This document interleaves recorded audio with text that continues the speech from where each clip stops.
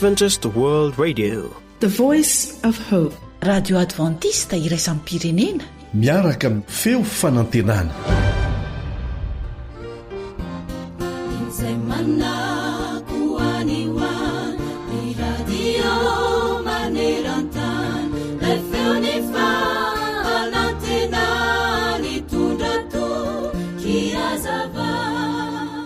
Hatramin'ny nanontany zanak'olombelona ary nahatonga azy ireo teo ambany fifezan'ny satana dia nanao izay hafa ny Andriamanitra hanavotana azy ireo ary amerina azy indray tahaka ny endriny mba ho mendrika ny omponina any an-danitra indray.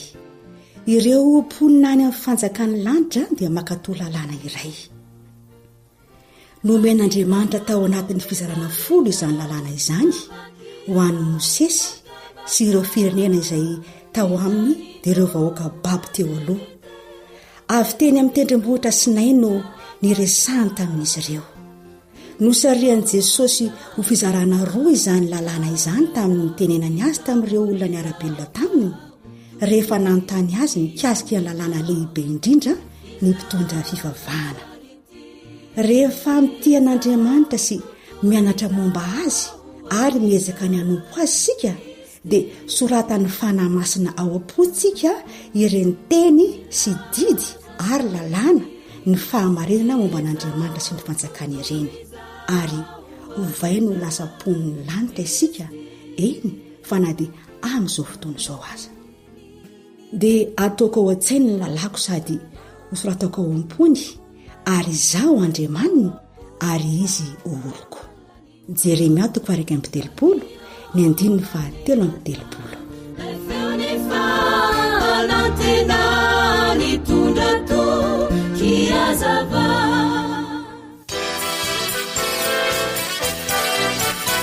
AWR manolotra ho anao Ilay feo fanantenana.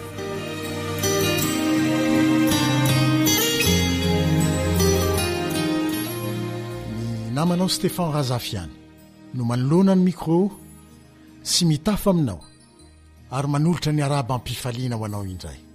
Fa noho ny fahasoavan'Andriamanitra dia afaka miaona amin'ny alalan'izao onjam-peo izao indray isika. Mahagaga ny fandaharany ary mino aho fa tsy kisendrasendra izany fa tonga amin'ny fotoanany izao fiaonantsika izao. Ampitomboina ho anao mandrakarivany ny fahasoavan'Andriamanitra mamonjy sy manarina, manafaka ary manamarina sy manamasina antsika isam-potoana. Raha sitraka ao mialoha ny fampisarantsika toy ny mazatra ny teny nomen'Andriamanitra ho amin'ny fiaonantsika androany dia manasanao aho mba iombina ao anatiny izao vavaka fo izay hotononina izao ianao. Ivavaka isika.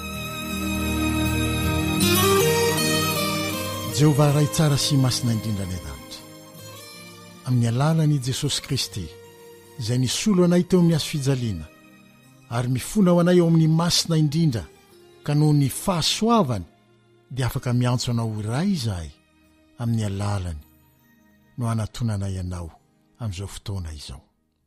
Raha ho aminy mantsy no manatona anao izahay araka ny teninao dia ho raisinao ho zanakao ary homenao fankasitrahana dia homenao fitahiana mandritry ny fotoana izay iaonanay aminao. Eny ny androm-piany anay manontolo mihitsy. Ko ankehitriny raha eo maniry izany fanatrehanao izany izahay. Manatrehana Tompo ao dia ho tsapanay izany fanatrehanao izany. Tsy ho amin'izao fotoana izao ihany fa mandritry ny tontolo andronay androany. Eny ny androm-pianana izay mbola homena ho anay aminao avy. Tianay raha ho feno ny fanatrehanao izany dia ho feno fitahiana ny fiainanay, ho feno fahasoavana izany satria miaraka aminao izahay.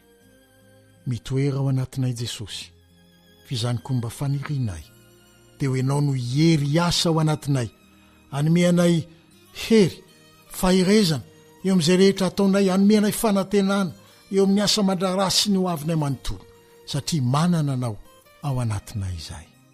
Dia mitenena ary fa voninay hiaino izahay amin'ny anaran'i Jesosy. Amen. Misy fitentsika malagasy manao hoe ny tsihy ono no tsara ivelany, ny tsihy no tsara ivelany. Ny ao ambadika tsinona raha vadikao amin'ireny tsi ireny dia marokoroko fa tsy mba malamalama tsara tahaka ny ivelany na ny lafy tsarany no mahazatra antsika ilazana azy. Avy amin'izany aza angamba no niaviny ny fitenenana hoe miatsara ivelatsia.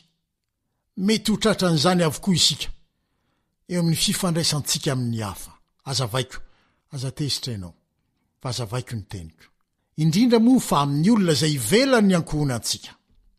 Ohatra, rehefa mivoaka ny trano isika, dia sorona avokoa izay mety ho loto rehetra eny amin'ny vatana, indrindra fa eo amin'ny tarehy. Loto izay heverina fa tsy tokony aseho ho hitan'ny olona ny ivelany. Ivelany tokantrano ny tiana olazaina. Dia miseho amin'ny endrika madio tanteraka isika rehefa mivoaka ny trano, na amin'ny tarehy izany na amin'ny fitafiana izany. Tsy ny fitafiana ihany anefa, fa ny toetra koa dia atao izay isehoana amin'ny olona ivelan'ny ankohonana amin'ny toetra tsara rehetra arak'izay azo atao. Misy mihitsy aza moa ny fomba fiteny manao hoe aoka ho ao an-tokantrano ihany na eo anivon'ny ankohonana ihany no tokony hanasana ny lamba maloto ny fianakaviana. Dia heverina mihitsy aza fa fahalala-pomba ny fahaizana manafina ny toetra ratsy tsy ho hitan'ny olona, fa ny toetra ratsy kosa no aseho rehefa eny masom-bahoaka.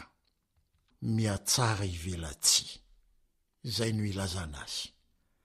Tratran' izany na izasy ianao hoe fanao tsika isan'andro izany, ka na dia ekena aza fa tsy misy maharatsy azy izany, dia tsy mba toy izany no tian'Andriamanitra ifandraisantsika aminy.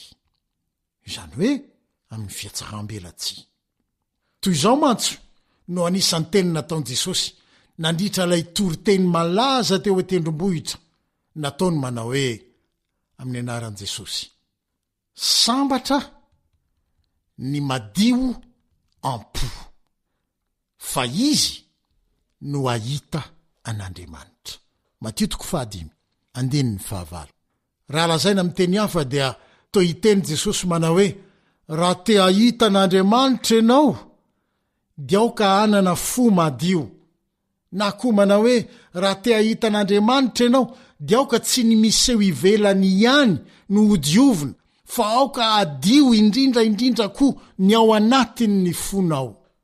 Tamin'ny androny Jesosy dia ny mpanorandalàna sy ny fariseo no tena sarotiny tokoa tamin'io fisehoana ho madio sy marina ity ivelan'io amin'ny alalan'ny fanarahana fitsipika maro samihafa ary isan-karazany. Ny fanarahana amin'ny antsipiriana ireny fitsipika ireny no nentina nampiseho tamin'ny vahoaka fa tena mpivavaka tokoa ny olona iray, na dia tsy nanaraka izany loatra aza, madio tahaka izany ny toetra sy ny fota ao anaty. Azo lazaina fa nanafitohinan'i Jesosy tokoa izany fomba fisainana izany, koa dia nanao teny mahery tamin'izy ireo mihitsy Jesosy, raha nolazainy mivantana fa piatsara velatsia ireo olona ireo, sady nampitahainy tamin'ny fasana voalalotra fotsy izay miseho tsara tarehy io ivelany, nefa ny ao anatiny dia feno taolan'ny maty mba amin'ny fahalotona rehetra. Hoy Jesosy ao amin'ny Mateo 7:17. Mahery dia mahery tokoa izany tenin' Jesosy izany. Lasa saina eto mamaky izany. Raha mandeha mivavaka isika rehefa sabata ny andro na rehefa lahady izay mahazatra anao, miakanjo tsara madio tsara, mandro tsara tokoa, tsy misy okianina fahadiovana ety ivelany, dia ny tenako no anontaniako hoe madio koa ve ny ao anatiko eo? Satria nde iaona amin'Andriamanitra mantso ho any am-piangonana, dia ho hoe madio ve ny ao anatiko eo? Fa hoy Jesosy eo amin'ny Mateo 5:15 manao hoe sambatra ny madio ampo, fa izy no ahita an'Andriamanitra. Ho an'ny olona izay mino an' Jesosy Kristy sy te hanaraka azy ary te ahita azy, dia miantoka ny fahasambarany ny fahadiovan'ny fo noho izany satria ny fahasambarana faratapony ho an'ny mpanaradian'i Kristy dia ny mahita azy sy manana ny fanatrehany isam-potoana eo amin'ny fiainana amin'izao andro ankehitriny izao, ary koa ny mifanatrika aminy sy miara-monina aminy ao amin'ny fiainana mandrakizay izay nampanantenainy fa omena azy ireo rehefa miverina tsy hoely eny amin'ny raon'lanitra izy mba handray azy ireo hakazy iara-monina aminy. Zany ny fahasambarana faratampony ho an'ny kristianina dia ny mahita an'i Jesosy deny amin'izao fiainana izao ary miara-monina aminy mahita azy isan'andro any amin'ny fiainana mandrakizay. Tsy misy loto azo ekena mbola hiditra ao amin'io tanàna na fiainana izay nomaniny Jesosy ho an'ny mpino azy io mantsy, fa izay ho ekena iara-monina aminy ao amin'izany tanàna izany dia tsy maintsy ho efa madio am-po amin'izao fiainana izao, dia toy izany koa amin'ny fiainana ho avy. Tsy misy fo afaka handray an'i Jesosy onina ao anatiny kanefa tsy madio fa mbola misy loto mifitsaka ny hoany.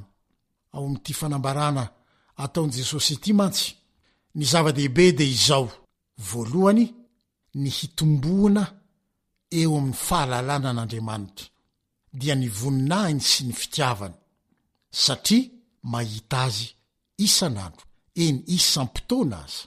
Ny faharoa dia ny fananana ao an'i Jesosy monina ao am-ponao, satria madio ary afaka ny loto tao am-ponao tao. Ao amin'ilay vavaka fibebahana malaza nataon'i Davida, voarakitra ao amin'ny Salamo 150, dia ahitana teny manohina ny fotokoa toy izao manaraka izao. Salamo 150 andiny ny 10 manao hoe: amoroa ny fo madio Andriamanitra. Fa mialoha izay dia miaika izy fa meloka sy mpanota, noho izany dia mila ho sasana sy diovina. Hoy mantsizy eo amin'ny 2: sasao madio aho mba ho afa-keloka, diovy aho mba ho afa-pahotana. Ary 7 dia hoy izy hoe: diovy isopa aho ho afa-pahotana dia dio, sasao aho dia ho fotsy mangatsakatsaka. Tsy hoe miaiky fa meloka sy mpanota fotsiny ihany Davida eto, fa eo amin'ny 5 dia hoy izy manao hoe: indro tamin'ny eloka no niterahanay, ary tamin'ny fahotana no torotoroninay ny reniko. Izany hoe miaiky izy fa toetra fototra raiky tapisaka ho aminy mihitsy ny ota, satria tao amin'ny ota no nitorotoronin azy ny ray aman-dreniny, ary tao amin'ny ota no niterahana azy. Ary farany dia miaiky izy fa Andriamanitra irery ihany no afaka nadio azy. Dia sasao madio a Andriamanitra dia dio. Meteza ho sasany Jesosy, ento ho sasany ny fonao, ento ho sasany ny mombanao rehetra. Ho tanteraka amintsika ny izany noho ny fahasoavan'i Jesosy. Amen.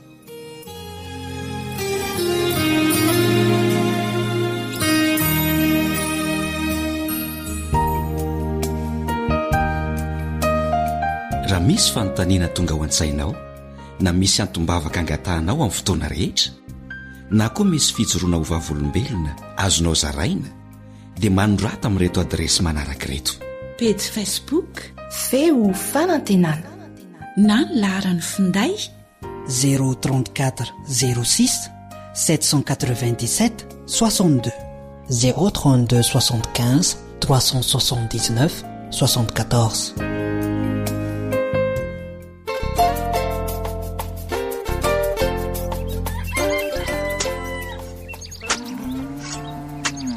Asa sy tontolo hiainana voakolo, antoky ny fahavelomana re.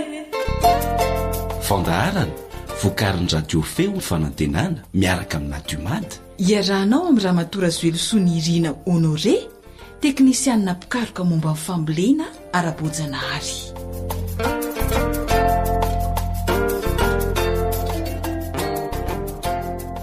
Faly miaraka aminao amin'ny alalan'izao fandaharana asa sy tontolo iainana izao ny ekipa ny feo fanantenana na ny AWR.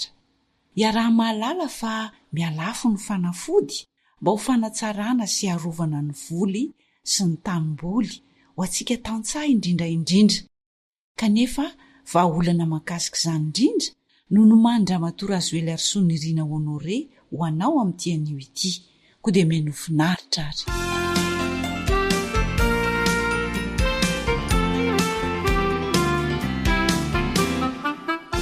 Dia faly miarabanao indray tompoko tonga soa eto amin'ny fandaharana. Zaho koa faly miaraka aminareo sy miaraka amin'ny mpiaino radio AWR maneran-tany. Ia, dia mikasika n'inona indray izany tompoko no nomaninao atolotra ho amin'ny fiaino antsika? Fomba fanaovana ranonjezika anankiray hafa indray izany ty etiko eto ity. Ny ranonjezika manko dia tsara ho fantatritsika mandrakariva fa sady manampy ny volontsika eny an-tanimboly izy no manampy ihany koa amin'ny ireo karazana fahavalo izay mety hiatra amin'ireny fambolentsika ireny. Ka tsara zany ny ahafantarantsika ireto karazana fomba fanaovana ranonjezika vitsivitsy reto. Manatanjaka ihany koa ny voly izy ary mampana lavitra ireo fahavalo ny voly. Kanefa tena ilaina tsara ny mahafantatra ny fomba fampiasa azy fa misy zava-maniry sasany mahery be ny heriny. Dia misy karazany ve amin'izy ireny tompoko rehefa mampiasa azy? Misy karazany koa ny asan'ny ravina ampiasaina. Misy manome hery ny voly dia misy indray mandroaka ireo fahavalo ny voly. Tena tsara ho fantatra mihitsy izany mba tonga n'le tantsasy ilay mpamboly tsy hanaonao foana. Zay mihitsy. Ka zao reto avy ireo karazany zava-maniry azo atao ranonjezika. Laisoa ny raviny no ilaitsika. Ny kaonsoda ny raviny ihany koa no ilaitsika. Ny radrika ny raviny ihany koa no ilaina. Ny akondro ilaina daholo na ny raviny na ny tahony na ny voany sy ny hodiny. Ny akondro izany tena tsisy zavatra very na ny kely ary.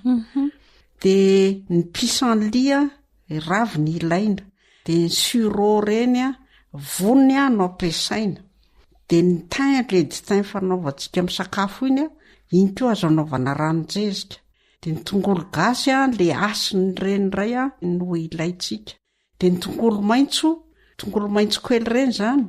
Dia ny raviny sy ny vodiny samy ampiasaitsika daholo. Dia ny tongolo be ny hodiny sy ny vodiny no ilaina.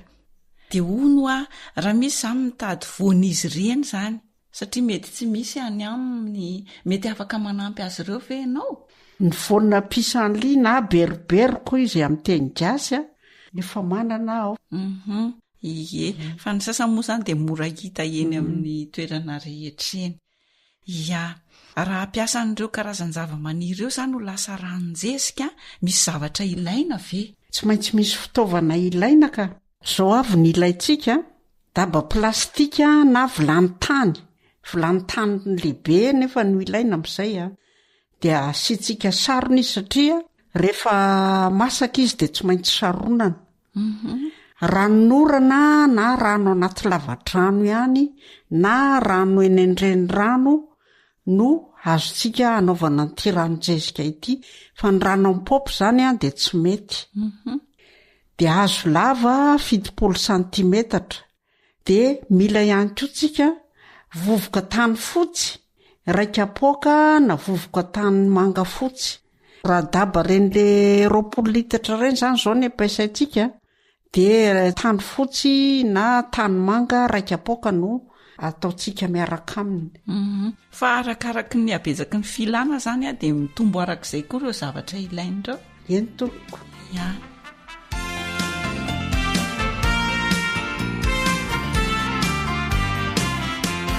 Fomba fikarakarana azy ary. Tonga ny fomba fikarakarana azy ary tsika.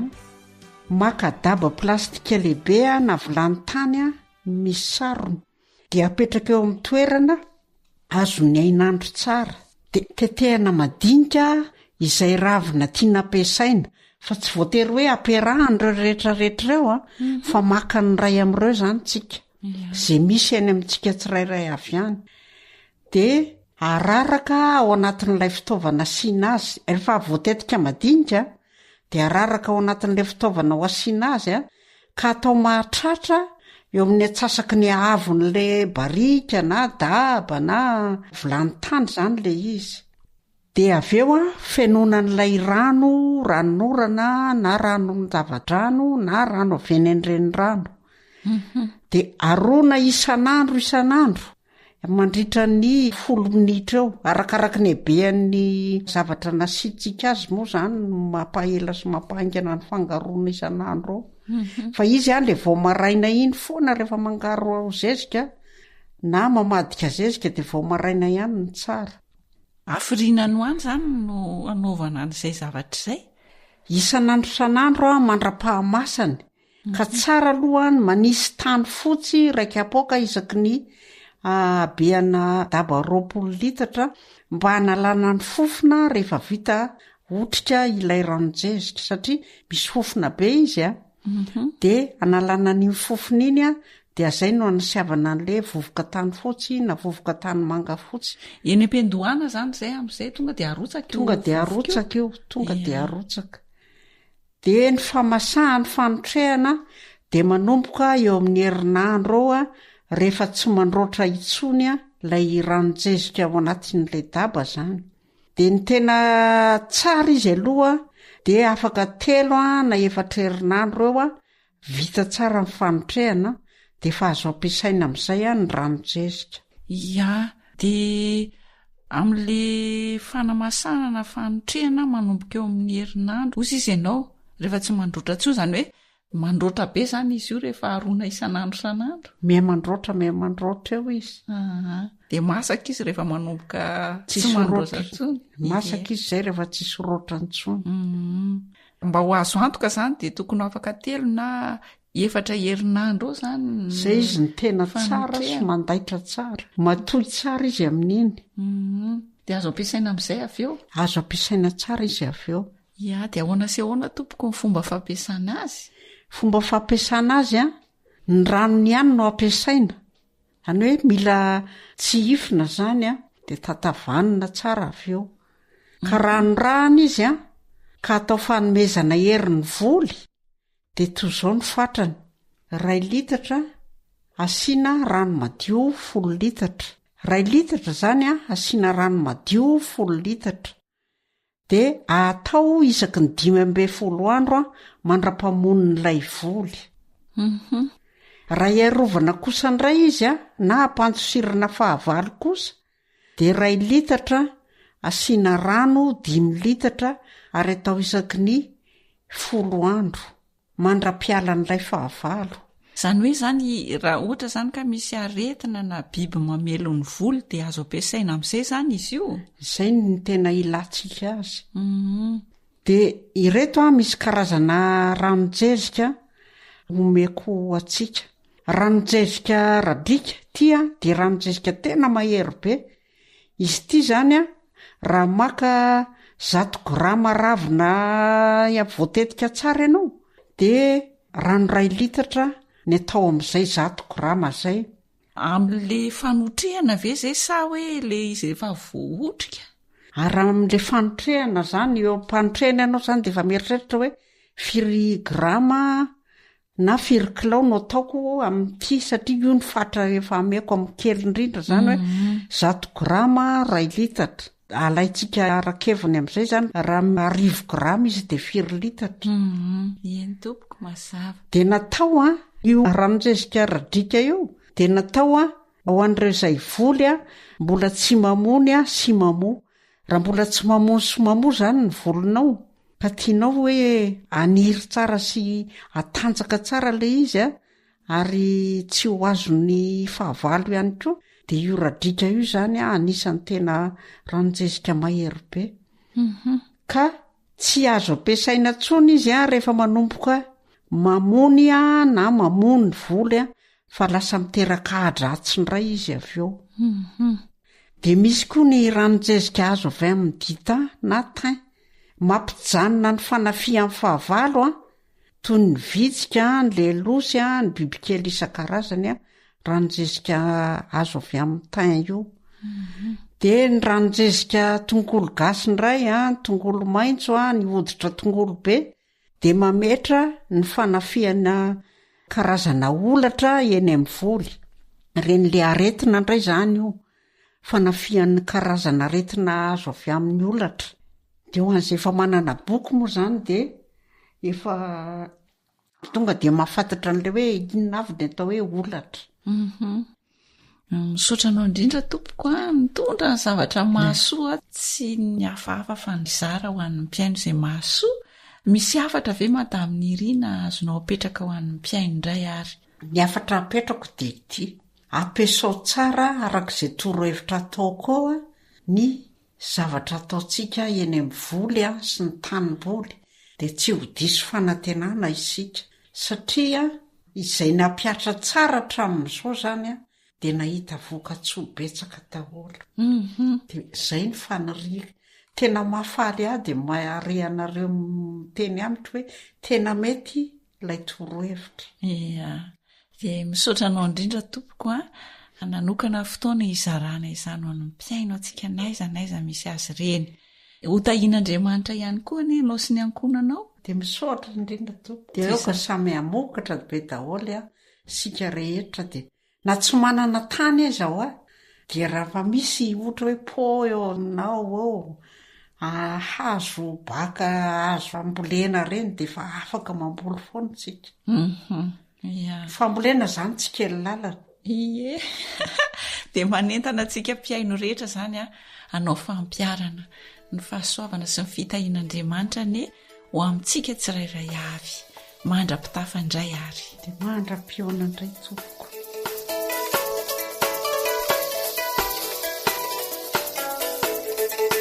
Pataloha tatabitrana na mahaolana. Tantara no soratan'ny fanjaniaina andranitsana ho an'ny samina Nartiny ary ny mpanoratra. Efa ela letsiny tsy natory taty amin'ny MB ny ovabe ny tokotany voafefy tsara ny valanomby sy ny tranona koa fa tsy miendry toy ny talotrony. Aleo fefena lesy ny tena sasatra mikarakara nefa verivery anjavony eny fotsiny zavatra ny sasarana mafy. De mba eto aty lesy io akalana eo akaikin'la io hipetrahana fa isoronafo sady marina lesy zany ry manana. Aleo mailo mety sopatra daholo na ny olona na ny biby. Ny biby kely aza mahasamanimba voly tsy isy azo itokisana eto.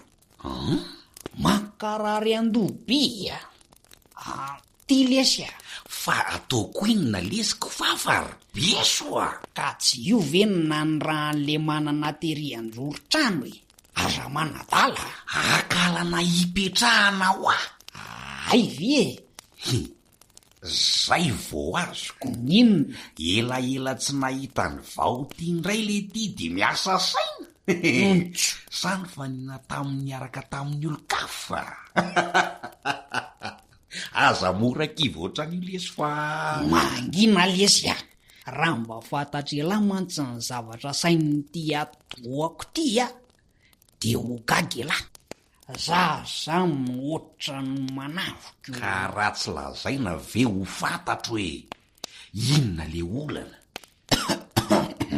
Le fambolena letro zao ny tena mankivy amin'ny zezika. Indrindra ny fanafody nefa le aretina sy ny bibikely tsy mitsity sady tsy mahalala olona sahirana mihitsy.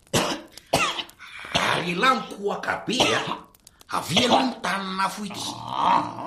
Ary maninona raha ny tenda no hafanaina fa tsy ny tapany ambany ray no mahazo hafanany. Tsy naleo ve nanaovana fetendy iny toy izay ny sikinany fa elavy vehivavy.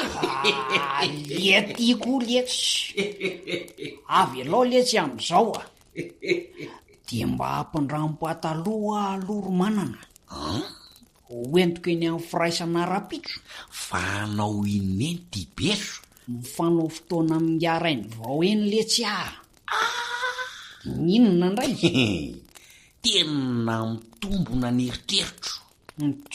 Nipotra ihany marina nefa nafeniny riny fiarahana tamikala vao kely. Tsisy. Ka iza ny pataloha tiany lafa omeko amin'ny fo madio mihitsy misy an'le miloko volontany iny ao. Oromanana. Sa le koplie manjilatra manompo mavo maintso iny. Iny zao ny hitako mihaja raha eo namingiara-fozany elako. Manana. Aza mirediredy eo le tsy fa pataloha tsotra amin'ny loko an'ity no ilaiko. Ao, to tataka be mihitsy izany. Filako. Ka tsy hitan'izay nandalo. Sady pataloha kararavana be ty molesiny nanaovana nefa nandeha hamonjy. Ka nepitatatatra tery ambany avaratra letsy de zay no navoan'io. Raha nisy kely aza de nizara roty iziko. Omeo fanjaitra aloha amitranako anty. Eo moletsy. Fa ela ve maninona Ninona ndray? Efa tsy mety zairina tsony io rovitra io fa tsy tatabitrana. Raha tsy hoe tapenana nga. Aleo angalana kiloty fohy zany aloha le zalaty so hidirany rivotra eo. Angana lesy. Efa elany eo azany tokony ho tonga fa tsy sany ala teo amorom-pary raha tsy efa lasa daholo ny olona satria jereo anety fa avoaza koe. Iny jolo iangana loty. Desitro ty rano mafanty fa so de anahirany eto. Misaotra lesy. Ary isy lanonana ho atonga ho ato lesy no do misy vilany tany sy daba plastika zavatra anaty gony be milahatra ao ambany lavaranganao. Ka nambady mo beso de aleo miomana amin'ny fitaovana diny zao ko. Lavy adaly. Nine. Ny pataloha azy ty rovotrako angatabady ahoana. Vazivazy lesy zany fa vilany tany sy daba plastika andeha anamboarana ranonjezika reo. Ranonjezika? Ka tsy efa kota mila raharaha hafa ndray ve letsy zany a? Vetinjezika azy ty efa mila tsy ho arakako maika fa vadika ho ranonjezika ndraiky. Ka misy asantsika ny daholy na ny ranonjezika na reo zezika fampiasa mahazatra. Ka samy atao amin'ny volo daholo ny riny. Zay indrindrany. Eo ela memimenina hoe atao ahoana ny fantatsarana an'ity famboleny ity fa efa mampivatika do ery. Marina zany. Dia anisan'ny vahaolana zany ny fampiasana ranonjezika fa tsy hoe mila raharaha. Fa izy kosa aloha tsy hoe zezika azo avy amin'ny tainombo na ny taina kosa ny sisa no agnaovana azy. Ka zany izy amorona ndray le ty. Reny karazan-java-maniry reny lesy no ilaina. Tsaro fa ny ranonjezika azo avy amin'ny alalan'ny zava-maniry de tena fiarovana tsara ho an'ny tanimbory sy ny voly. Mampatanjaka ny voly izy ary mampanalavitra an'ireo fahavalo ny voly. Marina ve zany letsy? Kinona tsony no andrasana fa leo atao zany. So zany fa tataka ny patalohako faratry zany de tsy nandalo tetỳ fa avy hatrany de nanao fotoana tamin'ny rafoza inga teny amin'ny firaisana. Toy izy lesany resaka fa azavadika aloha. Ka ibeso ihany ange mamadika azy voalohany teo. Zao ary taiza motsika teo ny janona farany. Le ty tena ranonjezika lesany janonantsika teo zao melohan'ny anaovana ranonjezika de mila fatarina tsara ny asany sy ny fomba fampiasana azy. Satria misy zava-maniry sasany tena mahery be. Zany hoe tsy rehefa zava-maniry zany de azo ampiasaina sy atao ranonjezika daholo. Anisan'izay. Ary tadidio tsara fa misy vanim-potoana ny fampiasa azy amin'ny voly. ay de ireto tany saiko reto ary ireo karazana zava-maniry azo atao ranonzezika. Ny ravina laisoa, ny ravina konsoda, ny ravina radika, ny ravina beroberoka, de eo koa ny ravina tay. Ary tena ny raviny daholo anie zany mety amin'izy tiriny ay. Mbola misy afaka. Ay. Raha ny akondro kosa no anaovana ranonzezika, de ny raviny, ny taony, ny voany ary ny odiny de mety ampiasaina daholo. Fa ny zava-maniry suro kosa de ny voany no ilaina, ny tongolo gasy indray de ny asiny no ilaina, ny tongolo maitso de ny raviny sy ny vodiny, ary ny tongolo be kosa de ny vodiny sy ny odiny ihany no ampiasaina. Zany ve letsy ho tadidiko daholo fa aleo mba raisiko atsoratra aloha, sady atao bebe indray zany ny karazan'ny tongolo rehefa ietsena raha izao no izy, mba omeo taratasy penina lesy azavady. Besoa, ahoana? Tsy hoe izy rehetra ngeny ray atambatra ampiasaina fa mifidy an'izay mety sy mora hita ao aminao e. Hay kosa. Ka ny laisoa sy ny tongolo be, ny tongolo gasy ary ny tongolo maitso zao no mora tadidy raha vao mihinana azy. Ny akondro angatsy sakafo, ny tay, ny radika, ny beroberoka fanafody, ny konsoda fanafody, mora tadidy letsy zany Eny. Sady tsy elam-bola kory angeny sasany e. Ato inona fotsiny ary lobe any besolony tsy ampiasaina amin'izany e. Kaoaingo tianta. Sa mbola mieritreritra amin'ny fionana amin'ny vaokely rapitso. Tsisy an'izany lesy fa tohizo ny fanazavana. Marina zany ko. Io ambaravarakely io misy kahie de raiso atsoratra mba anampiana ny beso sy asa saina be loatra fa mbola ho any kominina rapitso. Dre, misaotra lesy de tohizo amin'izay aloha le fanazavana fa ela be.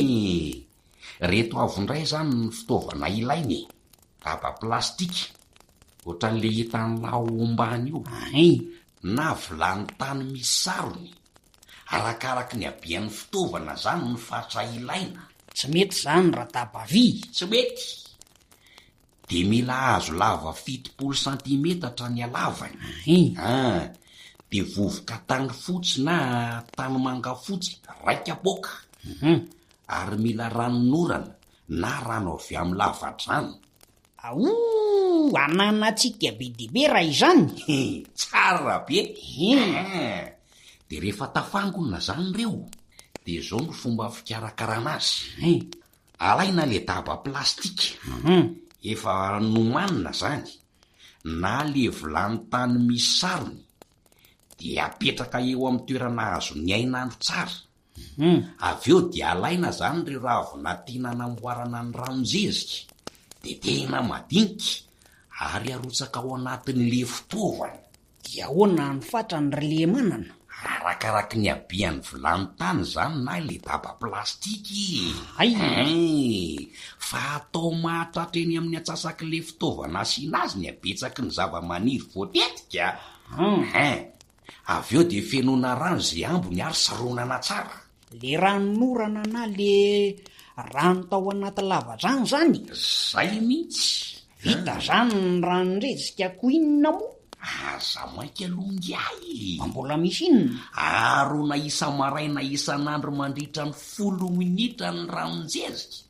Mandra-pamasaka. De ahoana no alalana azy hoe efa masaka? Afaka 3 na 4 herinandro any zany de vita ny fanotriana. Ary rehefa jerena zany le ranonzezika de tsy misy mandroatra tsony. De masaka izy zay. De azo ampiasaina amin'izay zany izy aveo? Zao hoe ahoana ndray? Rehefa vita otrika ary masaka ny ranonzezika, de zay vao asiana an'le tany fotsy na tany manga fotsy raika boka isaky ny 20 litatra mba hanalana an'le fofona. Afangaro tsara zany de tatavanina, ary le ranon'iny zany no ampiasaina aveo. De misy fepetra ve ny fomba fampiasana azy? Voalohany aloha, raha anondrahana izy ka atao fanomezana herin'ny voly, de zao ny fatrany. Maka 2 litatra zany iah avy amin'le ranonjezika, de tapohana rano madio 10 litatra. 10 litatra. De iny no anondrahana ny voly isaky ny 5 andro mandra-pamoniny ny voly. Tena tsara ho fantatra mihitsy lesy zany a. Ny fepetra faharoa de izao. Raiso tsara angery beso hoe. Raisoko mihitsy. Raha te hiaro ny voly sy hampandositra an'ireo fahavalony kosa, de ahoana? De maka rano 2 litatra amin'le ranonjezika avy ny tatavanina ary ny tapohana rano 5 litatra. De indray zany no anondrahana ny voly isaky ny 10 andro mandra-piala ny fahavalony. Zay zany no atao raha te hiaro ny voly. Fanampon'izay ahoana? Tsara fa ny ranonjezika tongolo gasy, tongolo maitso ary hoditra tongolo be mametra ny fanafihan'ireo karazana olatra mamelo ny voly.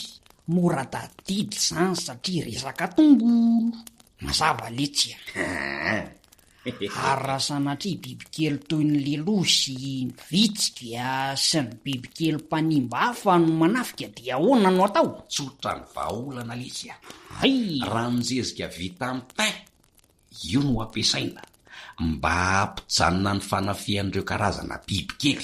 Tena misaotra lesy manana, manakavana tokoa manana ny lahy. Natao hifanasoan-gelesika. Ienoa zao raha ranonjezika radrika ny tiana ho azo satria betsaka ny radrika maniriniry iny, de ravina radrika 100 grama ihany no ampiasaina isaky ny rano 2 litatra. Satria mahery be ny raviny. Vary. De inona zany ny tena mety ampiasaina ny ranonjezika radrika? Tena misy tokoa. Satria natao hiarovana sy hanomehery an'ireo voly tsy mbola mamona izy. De amin'izay vanim-potoana izay ihany zany no ampiasana azy satria raha akoatran'izay de lasa miteraka hai-dratsy be ny amin'ny tanimboly indray izy. Mazava lesy fa ho tadidiko tsara. Mazava mihitsy fa misaotra. Zay mihitsy. Fa so de diso fampiasa ka zay vao tena mitady raha. Eny lesy efa voaray atsoratra fa misaotra betsaka. Va ihany ny olako. Tena efa niodina sala amin'ny helikoptera mihitsy anelesany zanakadoako mba hitady vahaolana tsy de andanimbola be loatra amin'ny fanafody sy razezika ho an'ity famboletsika ty. Saika andeha andany vola hividy fanafody io zao no nahita vahaolana. Ary tsara mihitsy le pataloha tatabitrana fa mitondra fahasoavana. De mahazo to manao fampiarana lesy rybeso ataoko tahin'Andriamanitra sady mba samy avokatra be. De mahaza lesy vady atanana ry manana. Ela zao ny tsara omena zany tsodrano zanytso. Rapitso de rapitso ihany rehefa iona amin'ny arainy vao sanaraka any ambanotina so misy tsy tadidiny. Aza miteniteny foana ho iraka nampanaovan'ny antora zay no ionako amin'ny arainy vao fa foany zany nofonofo zany. Aza mba manao an'io lesy fa hitako tena miraikiraiky amin'ny amitsy ange voaty. Manjakely ange iny ka na miraikiraiky izy na lasa loha dia aleoko ihany mbola olona afaka miriarisala amin'izao ka sady ho velomiko amin'iny ty zanak'olona hoinga. Ny tenako aza tsy mbola veloko tsara ngamba ataon'ny arainy vao mizarazara 17 ny lohako fa tsy avelona anjanany. Tsara tsodrano hoan'nga. Tena marina.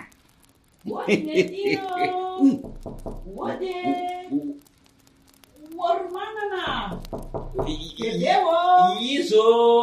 Zay ihany rainy vao mianaka ihany. Zay ny anga. Isonga ty mihitsy ny ravozam-bavo ny beso. Koratsinako. ampandrosoa ny vahinonga fa aleo a hiporitsaka ho any anefitra hafa oay oavy aiza le pataloro manana andraso aloha letsy a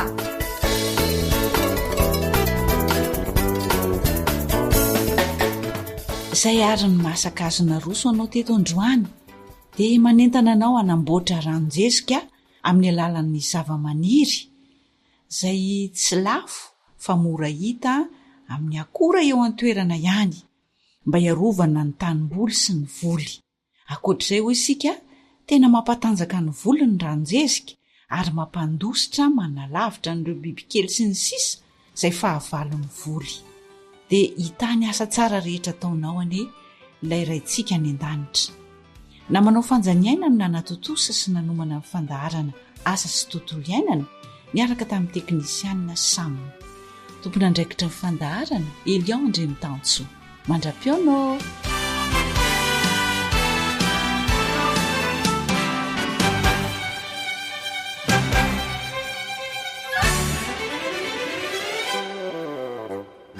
Ankoatra ny fiainoana amin'ny alalan'ny podcast dia azonao atao mimiaino ny fandaharany radio AWR sampananteny malagasy isanandro amin'ny alalan'ny YouTube. Feo fanantenana.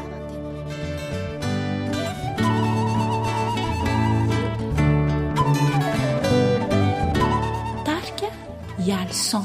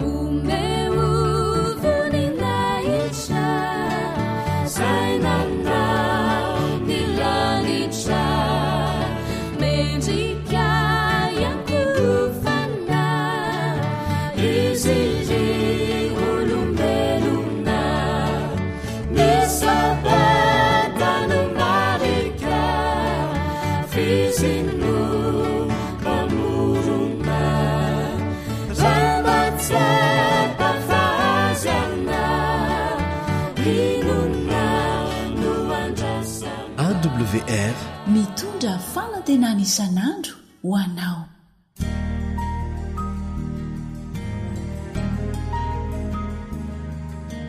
Fananteninao no fahamarinana. Taridalana manokana fianarana baiboly avoaka ny Fiangonana Adventista maneran-tany. Iarahanao amin'ny radio Feo Fanantenana. Tombony ny fahafatesana. Afafy izany lohateny izany a. Tombony ny fahafatesana. Ho hitantsika ao anaty lesona moa ny fanazavana mahakasika an'izany. Fa dia faly manohy fiaramianatra aminao indray ny mpiaramianatra aminao Elion Ndremitanso. Isika rehetra indrindra fa isika mpanara-dia marina Kristy dia mandray anjara ao anatin'ilay antsoina hoe fifanandrinana lehibe ifanaovany tsara sy ny ratsy. Ary izany dia miseho manodidina antsika amin'ny fotoana rehetra mitranga ao anatsika koa aza samy matsapa ny fisiny ho ady mahafoaka an'izao rehetra zao io sika rehetra na mifomba hoana na mifomba hoana ary ho takan'izany mandra-pahafatsika na roviana ary na miendry manao hoana na minendry manao hoana nisy hoana zany mila mivony isan'andro sika fa natao hiady sika ity zany moa dia vokatry ny safiditsika ihany ane nanomboka tamin'ny Adama sy Eva tsika koa nanaraka ny nataony dia manjary adiny tsy maintsy atrehantsika so ihany fa noho ny pilany ny famonjena nataon'Andriamanitra dia hifarana tsy ho ely zany ady zany.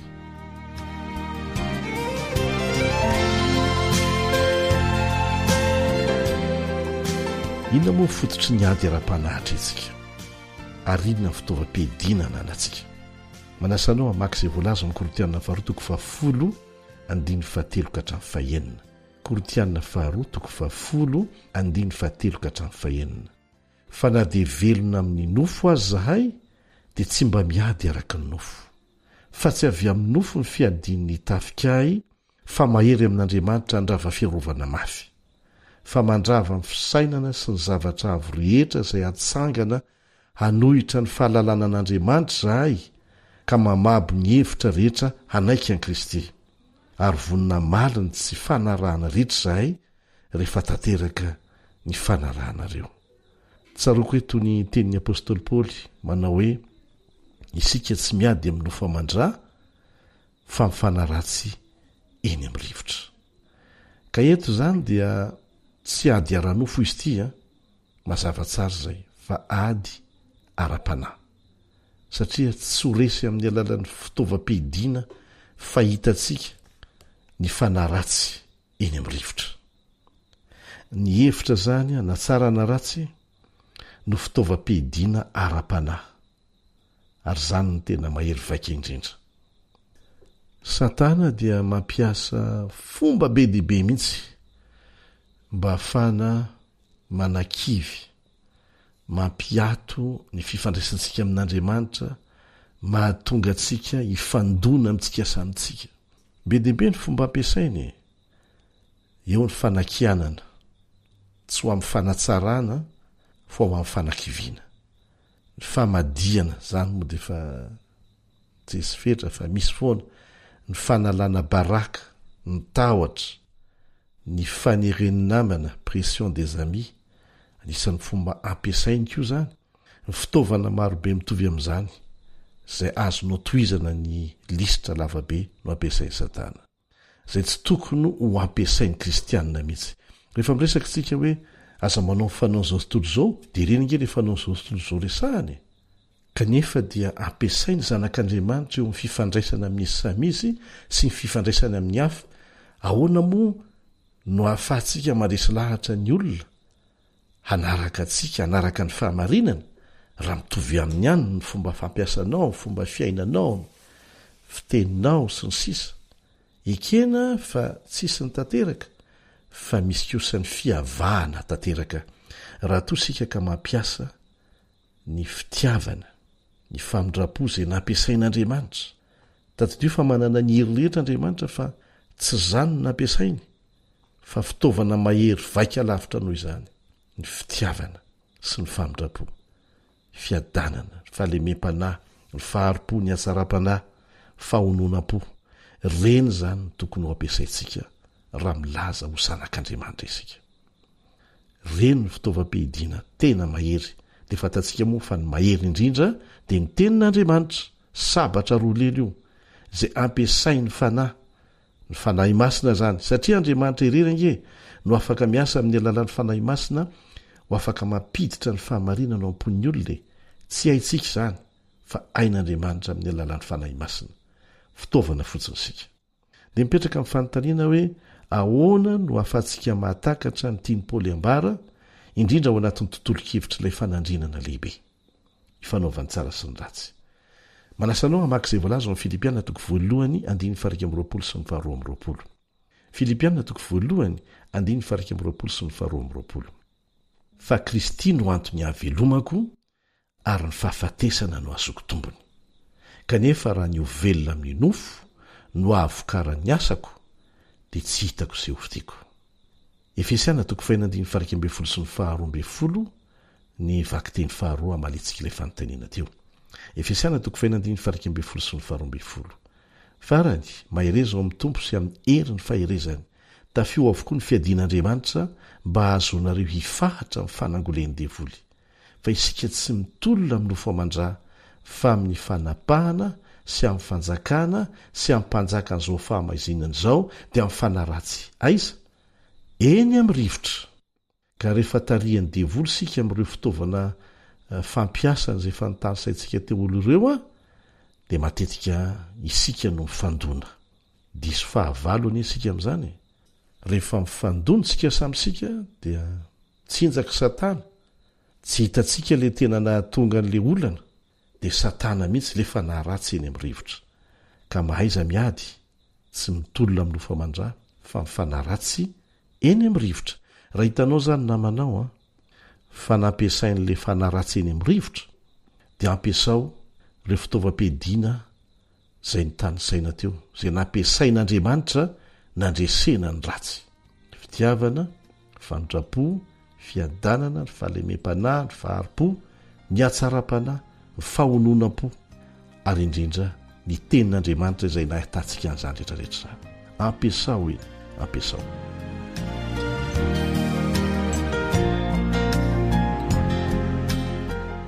Hojerentsika akaiky ilay hoe Kristy no antony havelomako ny fahafatesana no azoko tombony. Be deaibe mampiasa an'io amin'ny fomba diso. Araka ny voalaza teo dia ara-panahy le ady. Ady amin'ny lafiny arakevitra zany sy ny sotoavina no atrehantsika. Kanefa ny vaovao mafaly dia fa azon'i Kristy teo amin'ny hazo fijaliana ho antsika ny fandresena. Isika ny tokony omby teo fa izy no maty teo amin'ny toerana tokony hafatesantsika dia nanjary afaka manana fotoana hibebahana hiverenana amin'Andriamanitra isika. Ary ilay fiainana mandrakizay izay iverintsika dia azontsika atao indray ny manana azy. Izany ny fandresena izay azontsika avy amin'ny naneken'i Jesosy hisolo atsika. Ary raha mbola mifandray aminy koa isika dia tsy ho resy mihitsy. Matotsika resy dia tsotra ny valiny, tafasaraka aminy. Satria hoy Jesosy hoe raha misaraka amiko ianareo dia tsy mahay manao na inona na inona. Fa isika dia tsy ho resy mihitsy raha miaraka aminy, na dia vonoana ho faty aza. Ary raha tsy mamono teny ianao fa eken'ny tompony hahafatesanao dia tsaro fa toy ny torimaso vetivety ihany izany. Satria amin'ny fotoana hiavian'i Jesosy indray dia ho atsangany amin'ny maty ianao ary omeny fiainana mandrakizay. Dikan'izay torimaso vetivety ihany ny fahafatesana amin'izay. Izany ankeny nahatonga ny apôstôly Paoly tsy hitandro ny ainy tamin'izay rehetra nanjo azy teto an-tany. Na dia tsy ara-drariny azy izany satria nankininy tamin'ny fitsarana ambony kokoa ny ainy sy no aviny. Amin'ny kristianina antsika dia tsy tokony hiady loatra ho an'ny zontsika isika, fa ho an'ny fahamarinana.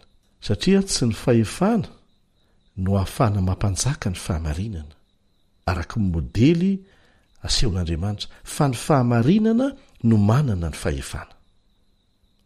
Mendrika homem-boninahitra ny fileferana amin'ny sitrapon'Andriamanitra.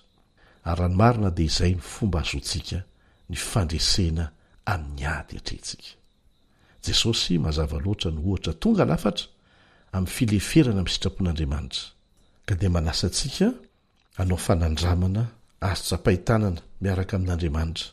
Satria ny fianarantsika fianarana teorika, fa hiditra amin'ny lafiny pratika isika izay Andriamanitra mihitsy amin'ny alalan'ny fanahy masina no ampanao an'izany eo amin'ny fiainantsika. Dia hitondra fandresena sy fifaliana lehibe ho anao anie ho an'ny tsirairay amintsika mpiara-mianatra izany fanandramana irahana amin'Andriamanitra izany. Amen.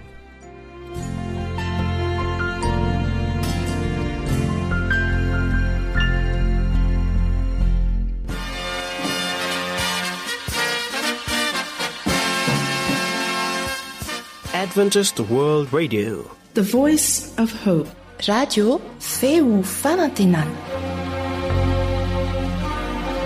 Narahanao teo ny fandaharana no vokariny ny feo fanantenana amin'ny teny malagasy izay azonao averina sy alaina maimaim-poana amin'ny alalan'i YouTube, Facebook, Feo Fanantenana. Mirary 420 ora finaritra ho anao ny AWR.